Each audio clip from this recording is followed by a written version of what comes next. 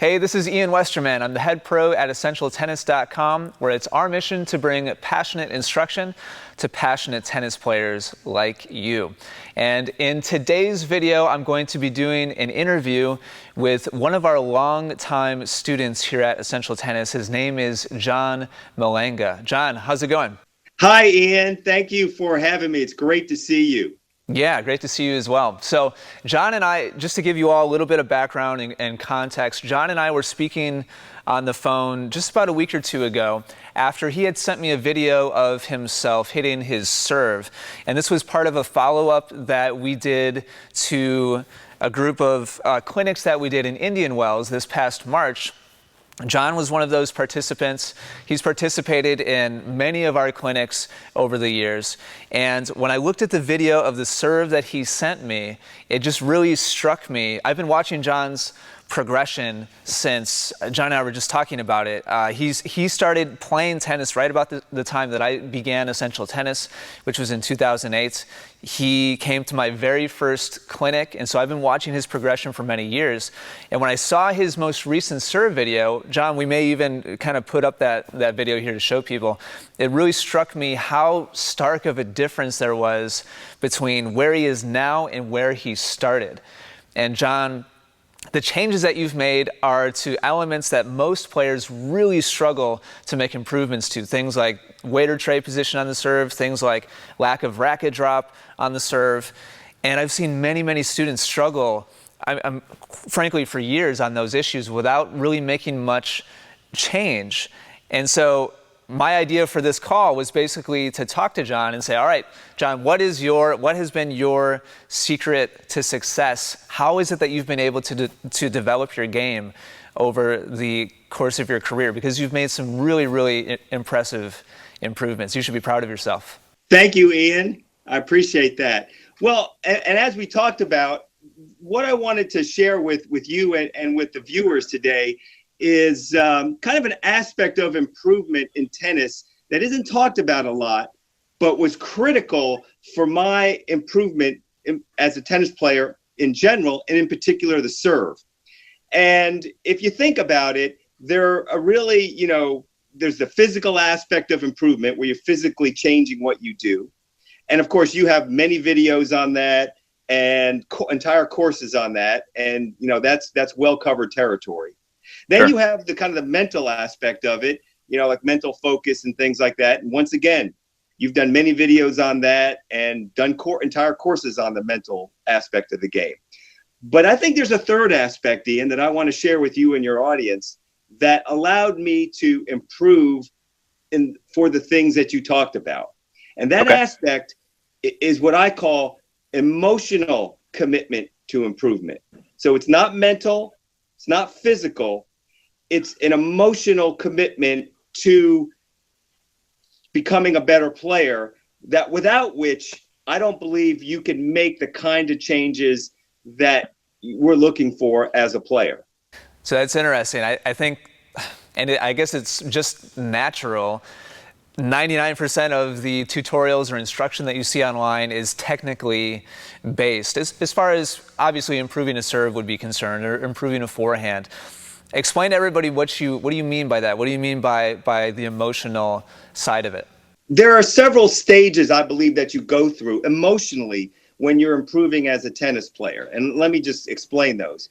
The first stage is hope, because every guy and woman who picks up a racket hopes to get better as a player, right? And that's good, and that's a great starting place, but most players stop at the hope stage, right? They just continue to hit and rally and hope they get better, but they never do, because you have to take it to the next step. And what the next step after hope is what I call belief. Okay. Belief is the idea that you got to get a vision of what you want to become as a player. Not some vague notion of like, I want to get better. No, I mean, I want to play at a certain level, compete against certain players, or maybe hit a serve a certain MPH, or some vision in your mind of this is where I am and this is where I want to go. And part of this is where video comes in, because when you video yourself, like I've been doing for many years, you get a good picture of who you are as a player. And then you take that picture and then you add the vision of who you want to become, and you get that vision in your head in becoming a better player. I can't agree more about the video. So most players, I would say, have no concept of all of what they currently look like. They have an internal feeling of what they think they look like, but they don't actually know. And I've been really proud of you over the years of your commitment to that video process. I think it's been key. So after hope moves to belief, the next stage in the emotional commitment to improvement is what I call faith. And let me explain what I mean. I mean faith either in a coach like you or in a process that you don't really understand, but you put your faith in it because you believe that that coach or process will take you to where you want to go, that vision you have. Let me give you an example to kind of flesh it out. Sure. So on the serve, if you took any beginner in the world and you told them the way to hit a serve to the other side of the net is to swing up and not forward, that beginner tennis player would think you're crazy because it doesn't make any intuitive sense. You cannot logically explain to anybody how swinging up will get the ball across the net.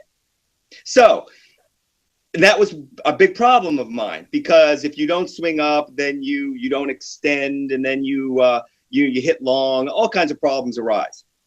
But for years, I just could not emotionally accept this idea of swinging up on the serve. Finally, at some point, I said to myself, I'm just going to swing up and see what happens. And so I swung up, and lo and behold, the ball went in. I don't know how it went in. I couldn't explain it at the time. Now, looking back now, years later, now I realize that the reason that you can swing up and still get the ball in has to do with the contact point, because you're swinging up, but you're not contacting the ball right at the top over your head. You're contacting out in front of you, which then causes the ball to go back down. But again, that is a more advanced concept. So you have to, find the right coach or process, one that's qualified and competent, and then you have to put your faith into that coach. So where do you think most tennis players fall short? You talked about the 3 different stages for you: hope, belief, and faith. Did I get that right? Just from memory? Actually, right. And then there's a 4th stage, which is the final stage, which is once you put your faith in that coach and you start seeing the results, then you develop the last and final stage, which is trust. Sure. Which is, so when you had that same coach growing up, all through your those years, right?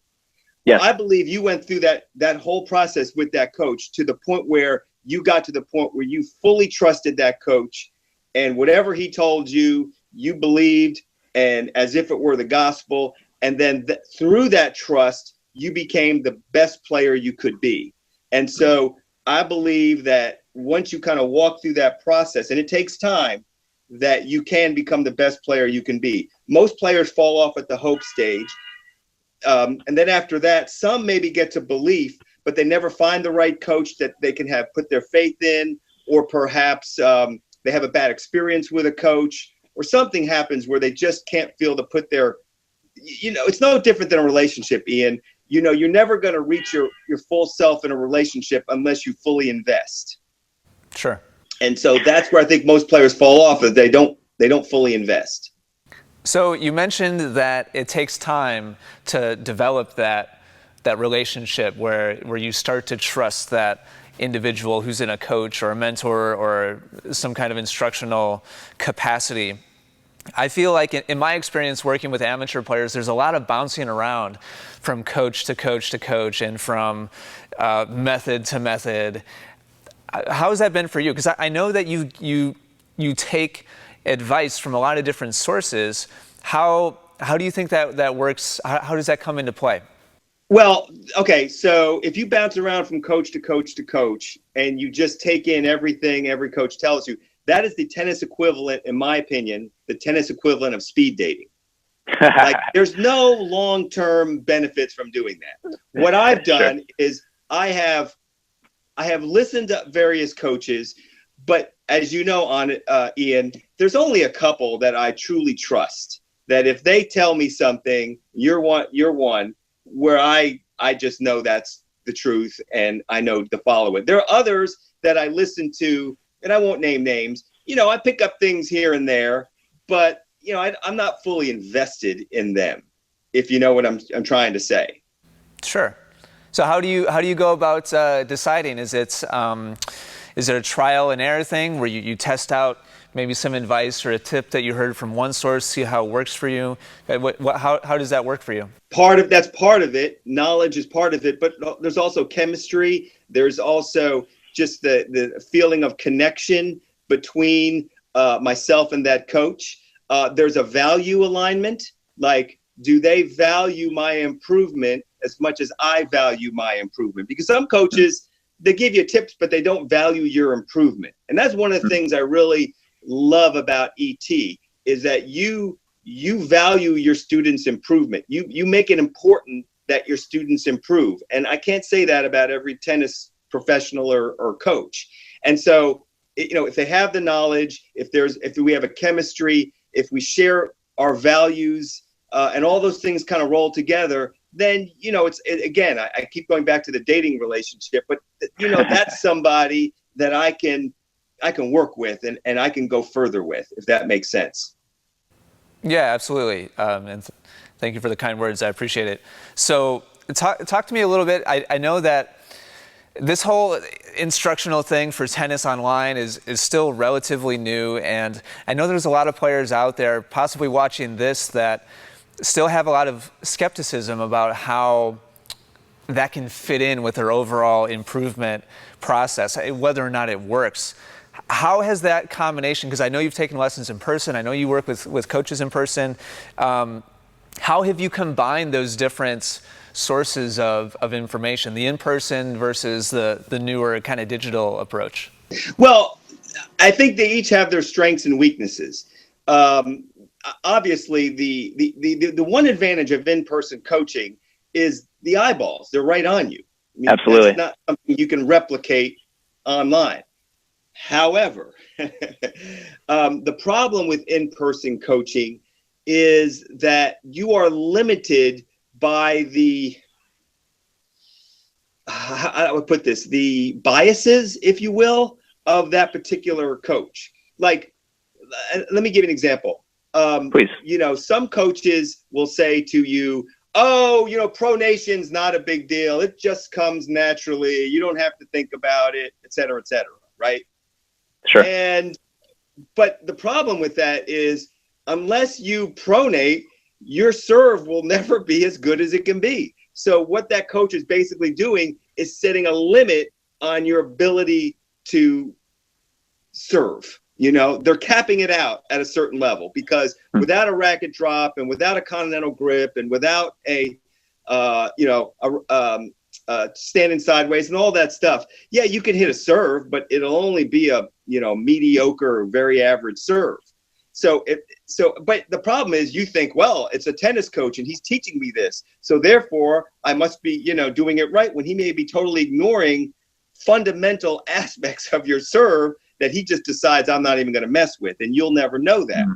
Sure, with yeah. You and with internet instruction, you can't do that. You can't just let things go with regard to fundamentals, because you're teaching a broad range of students. So you have to cover everything in terms of the fundamentals of the serve, so that you can't go through one of your courses and not know that you're supposed to hit a serve with a continental grip. Whereas you could have a lesson with a tennis pro who would never tell you that, who may never tell you that.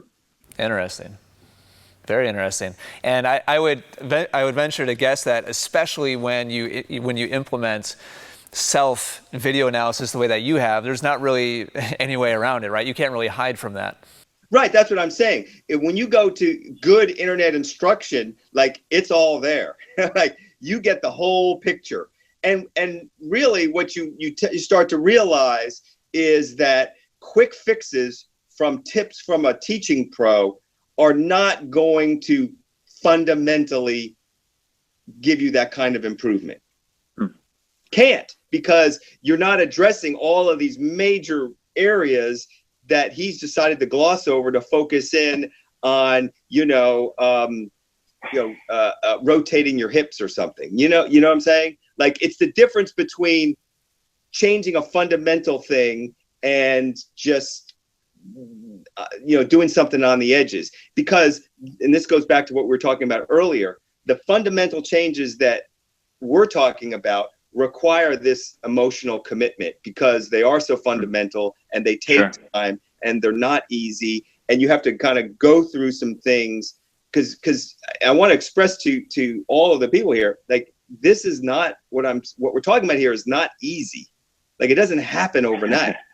I'm glad you said that. That was going to be the next direction that I kind of wanted to take this discussion. I'd love to hear you dive into that topic a little bit because I feel like both in-person lessons and I would say especially internet instruction, that's kind of the attitude that you hear is, oh, we have this secret, thing for a quick fix on whatever, gain whatever, 17 miles per hour in 2 minutes or, whatever the claim is. There's a lot of that kind of talk.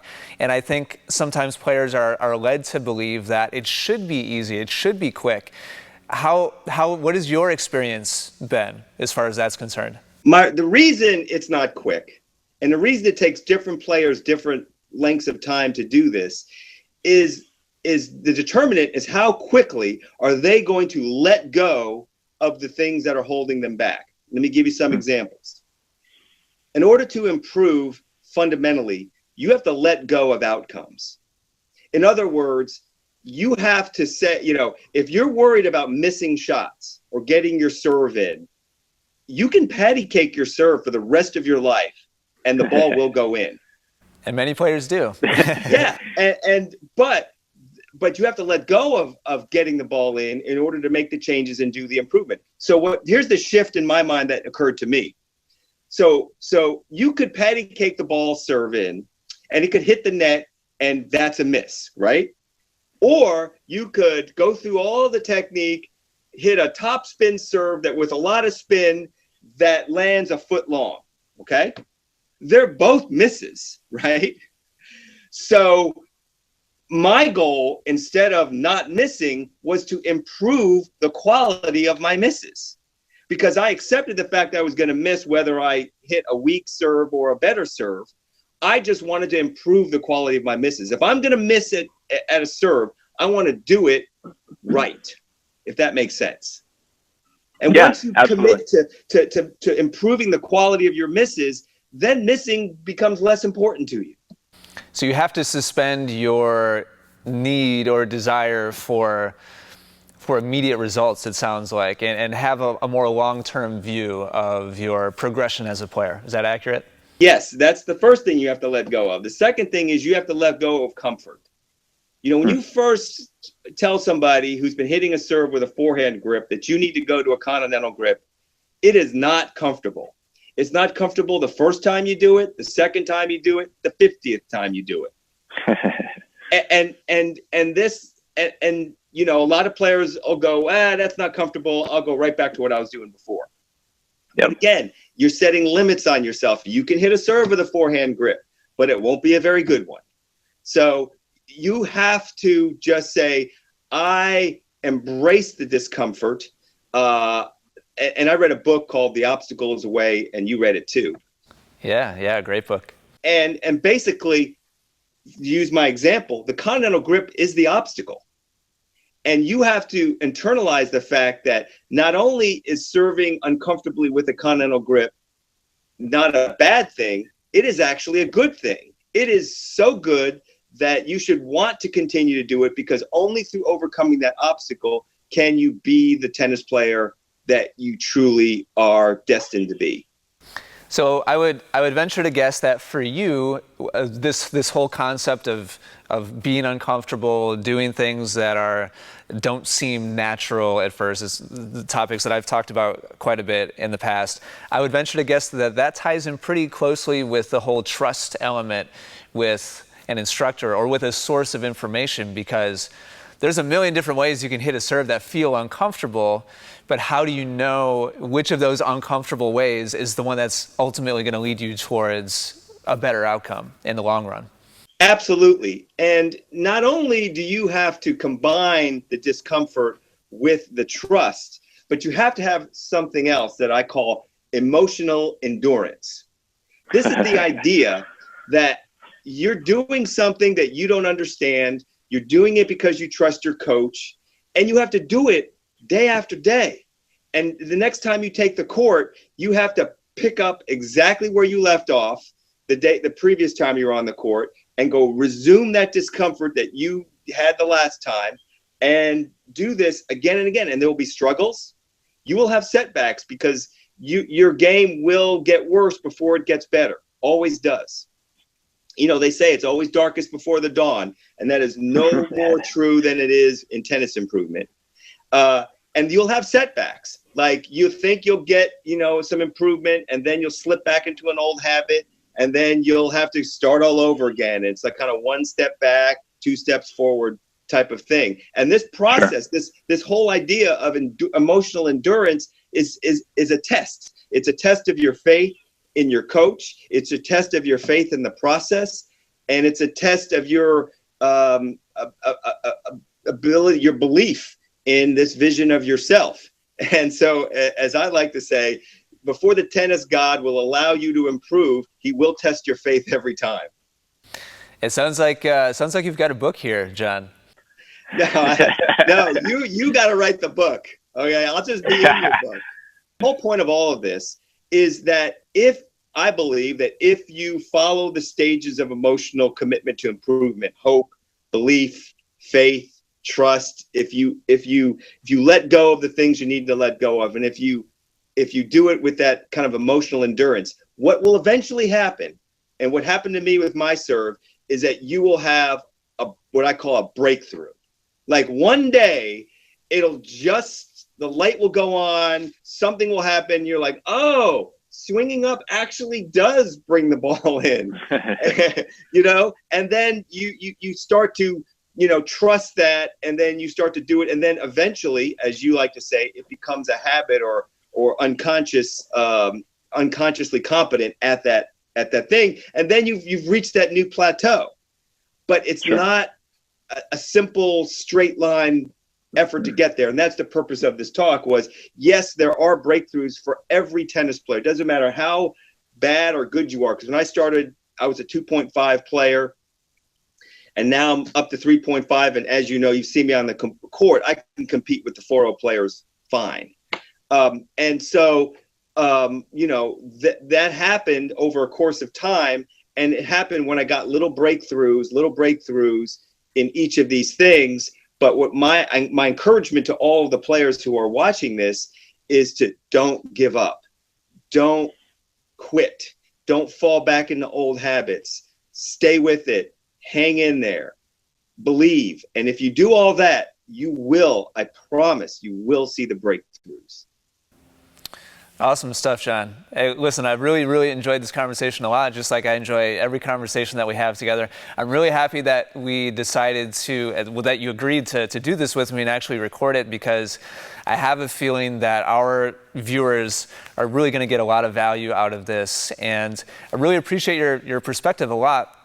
And thank you, Ian. One last thing. My journey as a tennis player and your journey as a coach have kind of gone along kind of a parallel universe. When I joined up, you were just starting out, and I was just starting as a tennis player. So I feel like you and I are sort of kindred spirits, in the sense that I've seen you grow as a tennis coach as I've grown as a tennis player. And it's great to see how your business has grown, and it's been a success. And I know that it's going to get even bigger and better, and nothing but great things are in store for your future. I'm certain of that.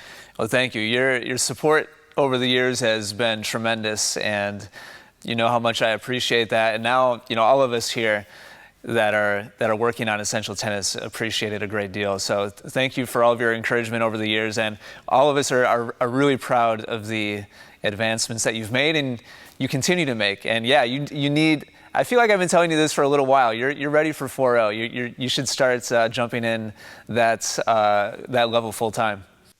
Yeah, well, my 3.5 captain is yanking at me I bet. to play 3.5 because he can, pretty much chalk in a W. And so, so it's kind of, I'm loyal to my team and I want to help them. Sure. But yeah, I got to balance that. So I do practice with 4.0 players and I do play some 4.0 USTA as well. So I'm trying to do both and continue. But long term, it is one last point, and this is the one thing I've learned from this whole emotional commitment to improvement process. Looking at it from a much larger perspective, the reason I love going through the process and I love playing tennis in general is because for me, and I think also for a lot of players, that basically life is more meaningful when I play tennis or when tennis is a part of my life. It just makes my days here on earth a little more fun. I love the process of improvement. I derive meaning from it. It makes me a more whole person, a healthier person. And for all those reasons, I get so much benefits from playing tennis and all the great people that I've met along the way, not the least of which is you and all the great people at ET. Well, you said we're kindred spirits. I think what you just described is really at the core of that. I can't agree more. So I'm really grateful that we back in the day got connected. Thanks again for your support, and thank you for spending this time with us. I'm looking forward to publishing this video and hearing what the feedback is. Those of you that have been watching, let us know in the comments down below what you think. I would love to hear and maybe any insights that you picked up, things that were most helpful to you, what your experiences have been, maybe that are similar to John's. And yeah, let's have a discussion in the comments down below. John, thanks again. Appreciate your time and looking forward to getting this out there for our viewers. For hundreds of free digital tennis lessons, head over to essentialtennis.com right now. More wins and more fun on the court is right around the corner. You'll even get a free gift just for stopping by. Simply click the link at the top of any page.